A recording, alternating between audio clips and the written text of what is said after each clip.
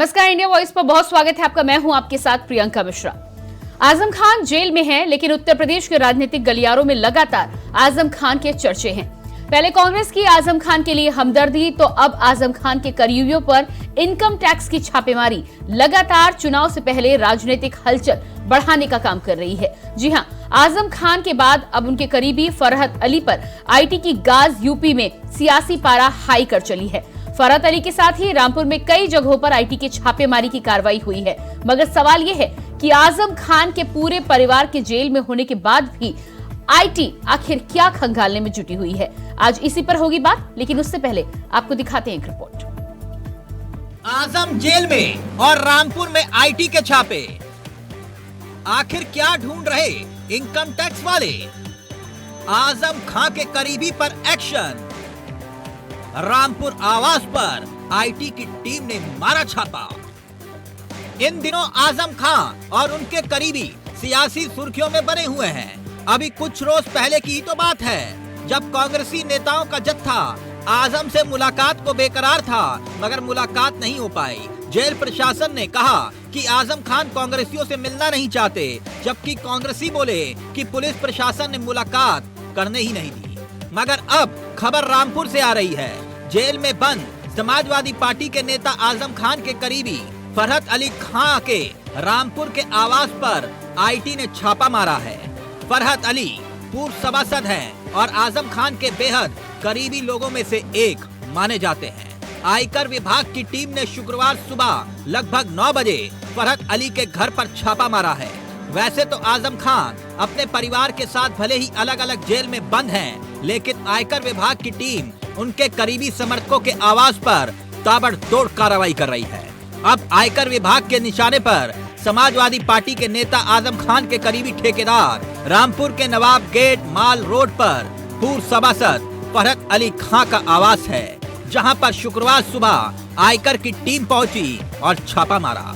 2 गाड़ियों में सवार होकर आयकर की टीम अधिकारी फरहत अली के आवास पर पहुंचे थे और अंदर दाखिल हुए। आवास के बाहर सीओ सिटी। खबर है कि इस दौरान आईटी की टीम ने फरहत के परिवार के लोगों से पूछताछ भी की है, जरूरी दस्तावेज खंगालने की कोशिश की है। समाजवादी पार्टी की जब सरकार थी, तब फरहत अली काफी एक्टिव थे। आजम के करीबी होने की वजह से इलाके में उनका रुतबा भी था। वो नगर पालिका के पूर्व सभासद भी रह चुके हैं। खबर ये भी है कि रामपुर में कई जगह आयकर की टीमों ने आजम खान के करीबी ठिकानों पर छापे मारे हैं। यानी आजम की मुश्किलें कम होती हुई नजर नहीं आ रही है। एक तो पहले ही आजम फर्जी जन्म प्रमाण पत्र के मामले में सिर्फ वो ही नहीं, बल्कि उनकी पत्नी तंजीम फातिमा और बेटे अब्दुल्ला आजम को कोर्ट ने 18 अक्टूबर को 7-7 साल की कैद की सजा सुनाई थी।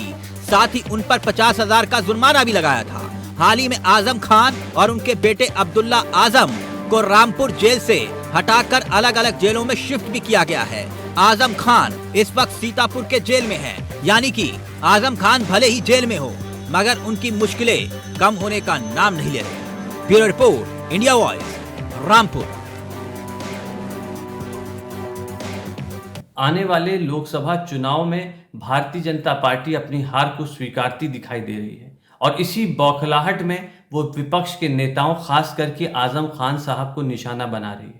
जिस प्रकार से केंद्र की एजेंसियां और प्रदेश सरकार के तंत्र के द्वारा उनको फंसाया गया, उनको जेल भेजा गया और अब तमाम प्रकार के छापे डाले जा रहे हैं। मुझे लगता है आजम खान साहब इतने मजबूत व्यक्तित्व के धनी व्यक्ति हैं कि वो कभी ना झुकने वाले हैं ना डरने वाले हैं। सरकार चाहे जो भी हथकंडे अपना ले, आजम खान साहब डरेंगे नहीं, आजम खान साहब दपेंगे नहीं, बल्कि डट करके सरकार के प्रपंचों का सामना करेंगे। आजम खान साहब की यही गलती है कि उन्होंने शिक्षा के क्षेत्र में काम किया। तो अपनी चर्चा को हम आगे बढ़ाएंगे और मेहमानों से भी बातचीत करेंगे, लेकिन उससे पहले रुकते हैं छोटे से ब्रेक के लिए, फौरन वापस लौटते हैं।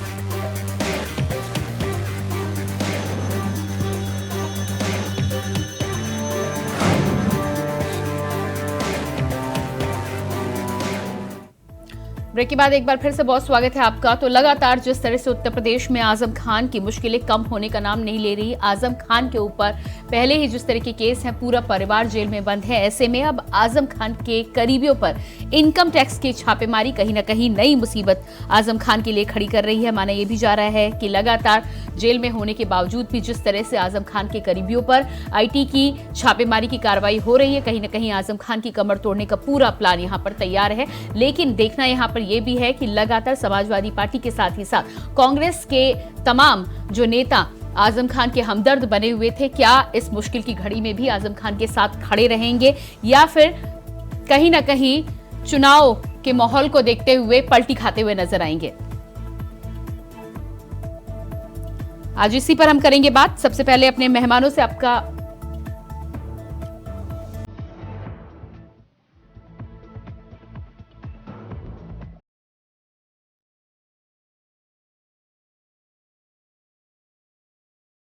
तो आजम खान को लेकर जिस तरह से आईटी विभाग की छापेमारी उनके करीबी के घर पे पड़ी है, बताया जा रहा है कि फरहत अली आजम खान के बेहद करीबी माने जाते थे, सपा की सरकार में काफी एक्टिव भी थे। आज सुबह आईटी की टीम सुबह 9 बजे फरहत अली के घर पहुंचती है और इसके साथ रामपुर के आवास पर छापेमारी की कार्रवाई की जाती है। हमारे साथ मेहमान जुड़ चुके हैं, सबसे पहले आपका परिचय करा देते हैं। डॉक्टर एसके दुबे, सपा प्रवक्ता, हमारे साथ जुड़े हैं, बहुत स्वागत है आपका कार्यक्रम में। इसके अलावा हमारे साथ सुरेंद्र कुमार जी, बीजेपी नेता, जुड़ चुके हैं, बहुत स्वागत है आपका भी। और राजनीतिक विश्लेषक नवीन दुबे जी हमारे साथ हैं, आपका भी बहुत बहुत स्वागत है कार्यक्रम में। सबसे पहला सवाल एसके दुबे जी आपसे ही, आजम खान की मुसीबतें कम होने का नाम नहीं ले रही, पहले ही पूरा परिवार जेल में बंद है, अब फरहत अली पर भी छापे हैं।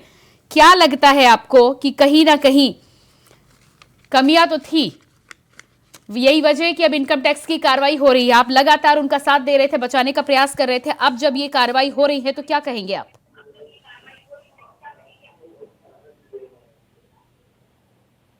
Doctor SK Dubey ji.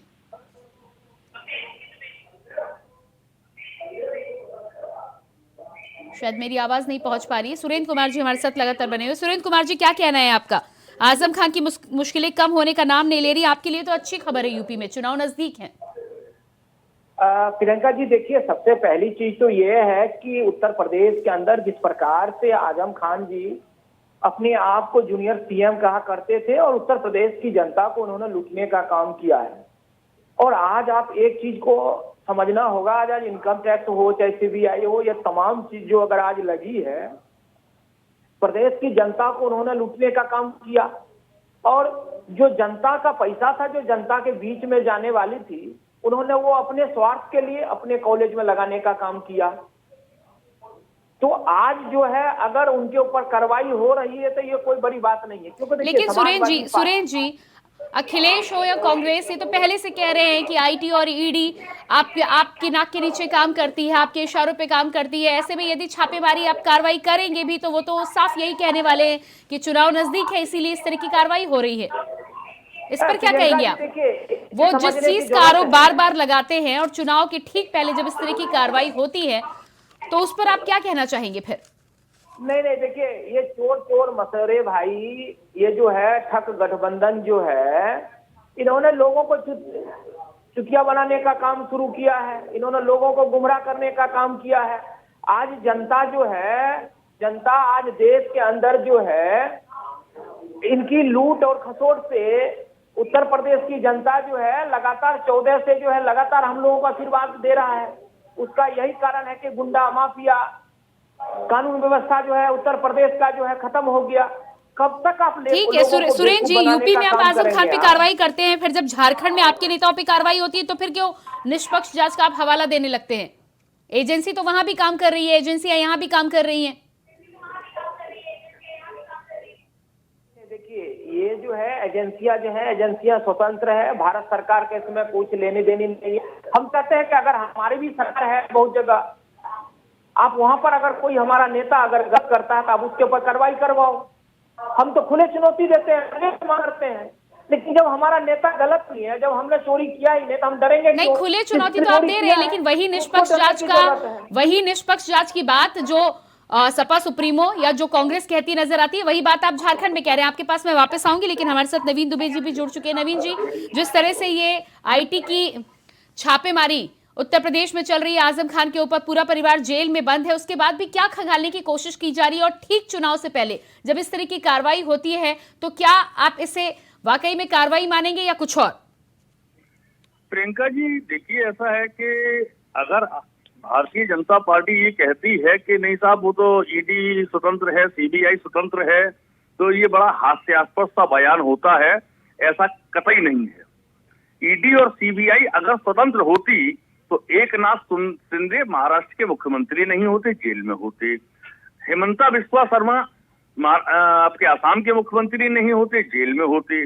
ऐसे तमाम नाम हैं, रेड्डी बंधु, बेलारी घोटाला, आपके येदुरप्पा, एक नाम नहीं है भारतीय जनता पार्टी में, तमाम सारे नाम है। और अजीत पवार, जिनको गला भर भर के भाजपा के लोग चिल्लाते थे कि इन्होंने बड़ा घोटाला किया है, आज वो भारतीय जनता पार्टी में शोभायमान है, सुरक्षित है, ईमानदार हैं और कोई दाग नहीं है। तो इस तरीके की जो कार्रवाइयां सरकार कर रही है, ईडी और सीबीआई को माध्यम बनाकर, निश्चित तौर पर इस देश की जनता ये जानती है कि ये सरकार के निर्देशों पर काम हो रहा है। ऐसा नहीं है कि ये स्वतंत्र रूप से एजेंसी काम कर रही है। सुरेंद्र कुमार जी, जवाब दीजिएगा। पार्टी आज कुछ भी कह ले, वो दिन याद लोग भूले नहीं है जब 2005 में किस प्रकार से लूट खसोट और खुलेआम दंगा हुई थी।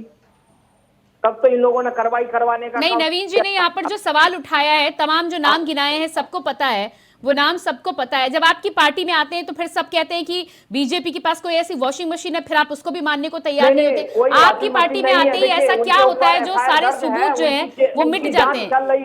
देखिए, उनकी जांच चल रही है, दूध का दूध और पानी का पानी होगा, जांच होना पूरा होने हम अभी तो हम ये तो नहीं कह रहे हैं ना, जो सीबीआई अगर कार्रवाई कर रही है या आजम खान जी जो है, उन्होंने तो पूरे उत्तर प्रदेश को लूटने का काम किया। कॉलेज के अंदर जो है 13 विधायक और 3-4 एमपी का फंड लगा दिया उन्होंने, जो कि जनता का फंड था, जो कि रोड गली मोहल्ला बनाने के लिए फंड होता था। नहीं, ठीक है, कैसी कार्रवाई आपने ऐसे में तो कल को अगर आपकी पार्टी में आजम खान भी आ जाते हैं तो आप फिर उनको भी कहेंगे कि जांच चल रही है, जांच चल रही है। बिल्कुल नहीं, ऐसे लोगों की तो देखिए, आजम खान जी जो है, आजम खान जी तो एक स्वार्थ के लिए अपने बेटे का जन्म तिथि चेंज करवा दिया, स्वार्थ के लिए, विधायक बनने के लिए।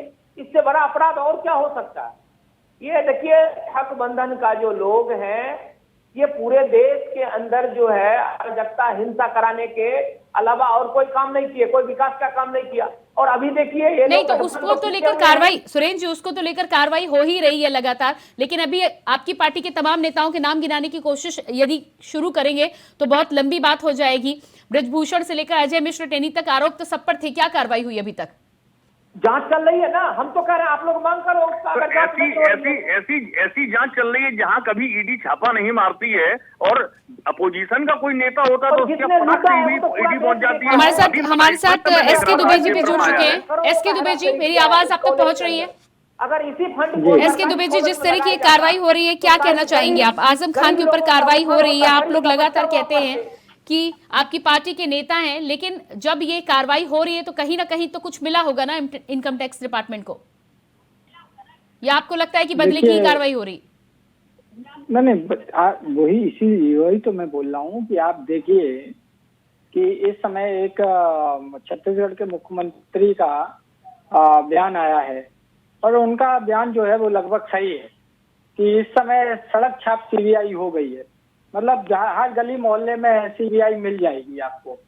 ये मतलब एक स्टैंडर्ड, इन्होंने जो सीबीआई का दर्जा था, उसका स्टैंडर्ड जो था वो इन्होंने, इनके कारण इतना गिर गया कि वो कांग्रेस ने भी इसका मिसयूज किया, ऐसी बात नहीं है, लेकिन उसी का खामियाजा कांग्रेस भुगत रही है, और भारतीय जनता पार्टी भी उन्हीं के पदचिन्हों पर जबरदस्त जा रही है।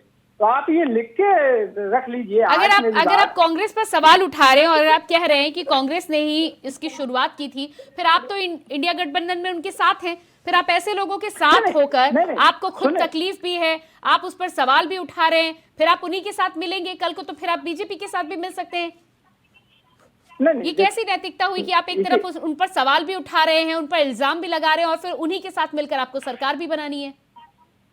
नहीं, इसीलिए मेरी बात तो आप पूरी सुने, तभी तो मैं बताऊं कि उन्होंने जो कर्म किए उनकी उन्हें सजा मिल चुकी है। कि आज वो कहाँ पे स्थिति में है, तो वो पहुंच गए, अब वो सुधरने की स्थिति में है, इसीलिए तो हमने गठबंधन किया। अच्छा, तो और आप माननीय नेताजी ये ने भी डॉक्टर एस के दुबे जी, आप ही तय करेंगे कि कब कौन बिगड़ा, आप ही तय करेंगे कि कब कौन सुधरा? भाई वो तो जनता का फैसला था। यदि आप उन पर इल्जाम लगा रहे हैं कि उन्होंने दुरुपयोग किया है, तो कोई कार्रवाई तो उन पर हुई नहीं है, तो फिर आप कैसे मान सकते हैं कि सुधर गए? नहीं तो अरे सुधरे तो तब भाई जनता ने क्यों निकाला? आज अगर हम देखो, हम खुले दिल से बात करते हैं, हमारी अगर 2017 में सरकार नहीं आई तो जनता ने हमें निकाला, इसलिए नहीं आई। कहीं ना कहीं कमियां रह गई होंगी हमारी, इसलिए हम नहीं आ पाए। यानी कि आप मान रहे हैं, यानी कि आप मान रहे हैं, आप ये भी मान रहे हैं फिर आजम खान ने भी कुछ गलतियां की होंगी जिसकी वजह से कार्रवाई हो रही है, जिसकी वजह से वो सजा काट रहे हैं।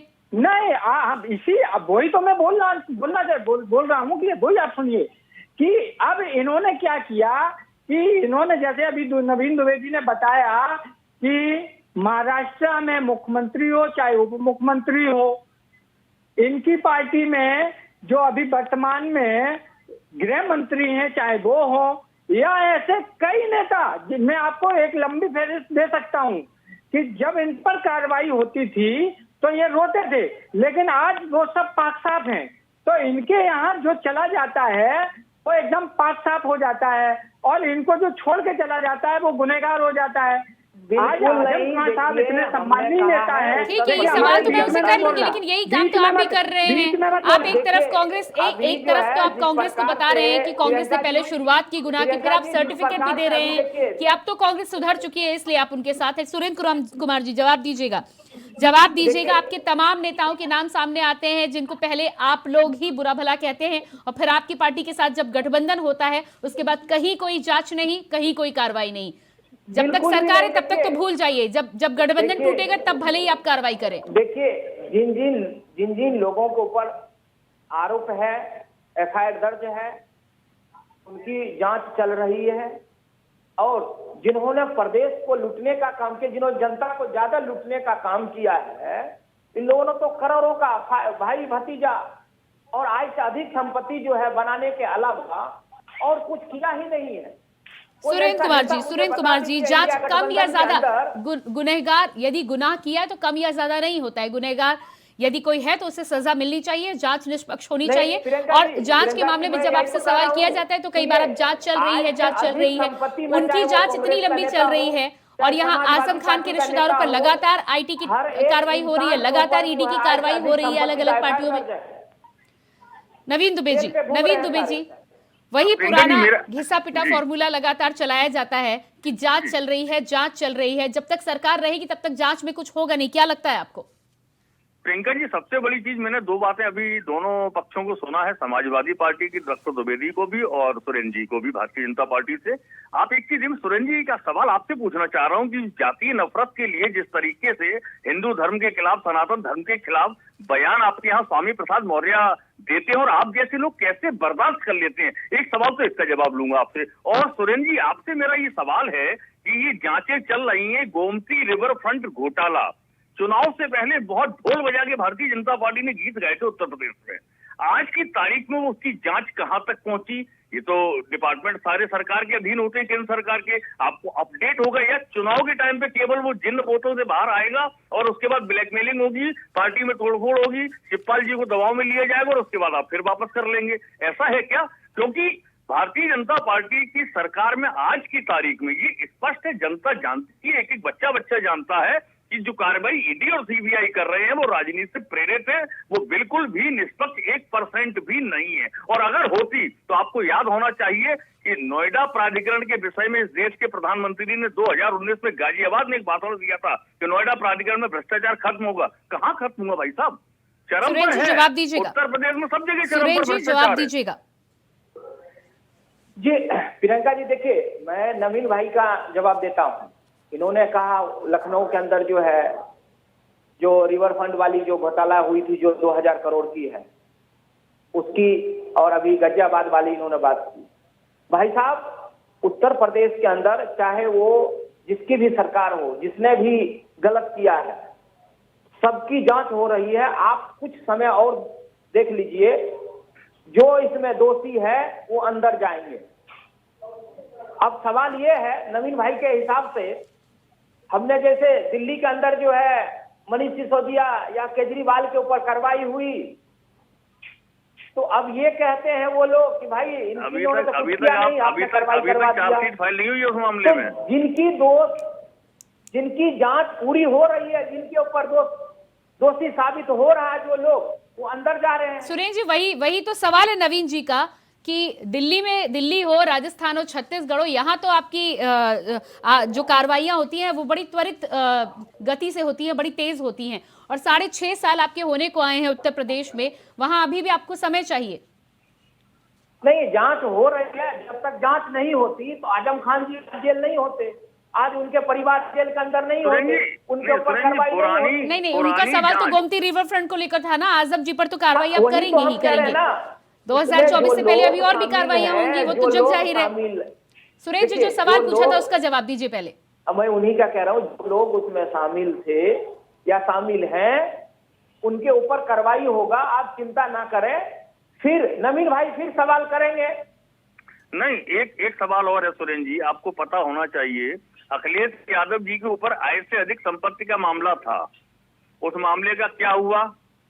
गोमती रिवर फ्रंट आज का मामला नहीं है, पुराना है, 2017 से चला आ रहा है। आपने क्या किया 6.5 साल में? बेल पे घूम रहे हैं, तो जब लोग बेल पे है, तो बेल पे तो आप तब तक रह सकते हैं जब तक उनकी पूरी जांच ना हो, उसका कोर्ट का फैसला जब तक ना आए। अब कोर्ट में तो आपको पता है वो जांच शिकायत वापस हो गई है ऐसे अधिक संपत्ति वाली, आप अपडेट करिए अपने आप को, वो शिकायत वापस हो चुकी है आपकी सरकार की तरफ से ऐसे अधिक संपत्ति। जवाब दीजिएगा सुरेंद्र जी, जवाब दीजिएगा। मैंने आपको कहा ना, उत्तर प्रदेश के अंदर बहुत ऐसे लोग हैं जिनके ऊपर जो है आय से अधिक संपत्ति की आरोप लगी, जांच बैठा, कुछ लोग बेल पे हैं जिनके ऊपर आय से अधिक संपत्ति का आरोप साबित नहीं हुआ, वो बरी हो गए। तो इसमें एक छोटा सवाल और लीजिए मेरा, प्रियंका जी, एक छोटा सवाल है नवीन जी बोलिएगा। सुरेंद्र जी, छोटा सवाल मेरा ये है कि माननीय मुख्यमंत्री जी ने जब दोबारा शपथ ली थी बतौर मुख्यमंत्री, तो उन्होंने ये घोषणा की थी कि सभी IAS अधिकारी और सभी विधायकगण, सभी मंत्रीगण अपनी अपनी संपत्ति का ब्यौरा देंगे। कितने आंकड़े सार्वजनिक हुए, कितनों ने दिया है, आपको पता है? जरा अवगत करा दीजिए, मुझे नहीं पता, मैंने किसी अखबार में नहीं पढ़ा है कि कितने लोगों ने दिया है। आप जरा अपडेट कर दीजिए, सब लोगों को आया कहा था उस टाइम जो है सारे विधायक जो है और जो मंत्रीगण है, सारे ने अपनी अपनी रिपोर्ट जो है उन्होंने विधानसभा को सौंपा है। आप विधानसभा के वेबसाइट से आप कलेक्ट कर सकते हैं, विधानसभा के उसमें अगर नहीं तो आप RTI लगा के आप उसका पूरा रिपोर्ट मंगवा सकते हैं। ठीक है, लेकिन सपा सुप्रीमो की आय से अधिक संपत्ति के मामले की यदि आप बात करें, तो यदि वहां पर कोई मामला था ही नहीं तो फिर इतना तूल देने की जरूरत क्या थी? देखिए प्रियंका जी, ये आप नहीं कह सकते या हम नहीं कह सकते हैं कि आय से अधिक संपत्ति थी नहीं या है नहीं, जब तक उनकी सूचना जो है, ये काम देखिए, ये काम जो स्वतंत्र बॉडी है उनका काम है, ये कोई सरकार की काम थोड़ी है। सुरेंद्र जी, तो आप कहाँ प्रूफ कर पाए? सुरेंद्र जी, आप कहाँ प्रूफ कर पाए? आप खुद ही बोल रहे हैं, नवीन जी बता रहे हैं कि शिकायत गई थी, शिकायत वापस ले ली गई थी, तो इस तरह की शिकायतें क्या चुनाव से पहले जानबूझकर खोज कर निकाली जाती है ताकि आपको चुनावी मुद्दा मिले, और जब चुनाव खत्म हो जाए तो इस तरह की शिकायतें वापस ले ली जाए? नहीं, प्रियंका जी, देखिए, जो जिस विभाग के लोग हैं उनका काम है कि इनके ऊपर छापा मारना है। डॉक्टर SK दुबे जी, आपके पास आना चाहूंगी। डॉक्टर SK दुबे जी, यहाँ पर इनका कहना है कि मामला तो आया था लेकिन उसके बाद शिकायत वापस ले गई, इनको कुछ मिला नहीं, क्या कहना है इस पर आपका? देखिए, इनका सिर्फ काम है कि नफरत कैसे भी पैदा करो और राज करो। और इनका एक चीज बता दूं, भारतीय जनता पार्टी को मैं चैलेंज के साथ कहता हूं, दावे के साथ कहता हूं कि आने वाला कल पब्लिक इन्हें मार मार के भगाएगी, आप देख लेना, क्योंकि इन्होंने आज तक जो वादे किए, चाहे वो 15 लाख से लेकर 15 लाख। SK दुबे जी, नफरत की यदि आप बात करते हैं तो आपकी पार्टी भी इससे पीछे नहीं है। स्वामी प्रसाद मौर्य के जिस तरह के बयान आते हैं, आजम खान के आप जरूर हितैषी बने हुए हैं, आजम खान आपकी पार्टी के कद्दावर नेता है, लेकिन स्वामी प्रसाद मौर्य के एक बयान पर आपकी पार्टी के किसी नेता का कोई बयान, कोई खंडन नहीं आया अभी तक। आप नहीं फैला रहे नफरत। आपने शायद सुना नहीं, मेरे राष्ट्रीय महासचिव शिवपाल जी हों चाहे रामगोपाल जी प्रमुख महासचिव हों, उन्होंने दोनों लोगों ने स्वामी प्रसाद मौर्य का समर्थन डॉक्टर एस के करने दुबे से जी, clear मना कर दिया था। उन्होंने बोला सपा सुप्रीमो क्या उस बात का समर्थन करते हैं? पार्टी का इससे कोई डॉक्टर लेना एस के देना। दुबे जी, सपा सुप्रीमो क्या उस बात का समर्थन करते हैं? अरे भाई, जब प्रमुख महासचिव नंबर 2 का होदा होता है पार्टी में, और जब वो इस 140 बात का करोड़ खंडन देशवासियों करे- की बात होती है, पूरे धर्म की बात होती है, धर्म पर लगातार इस तरह के बयान आते हैं, हर हफ्ते बयान आते हैं। आपकी पार्टी से किसी एक ने खंडन कर दिया और हो गया। यदि आप नफरत और मोहब्बत की बात कर रहे हैं तो हिंदू धर्म के लिए मोहब्बत कहाँ जाती है फिर आपकी? प्रमुख महासचिव नंबर 2 का होदा होता है किसी भी पार्टी में, और जब वो इस बात को बोल रहे हैं कि पटोरिया जो भी है इस तरीके के में उनके बयान, ये उनका निजी मामला, पार्टी का इससे कोई लेना देना नहीं, पार्टी इस चीज को समर्थन नहीं देती है, तो इससे और ज्यादा और बयान क्या कहेंगे हम?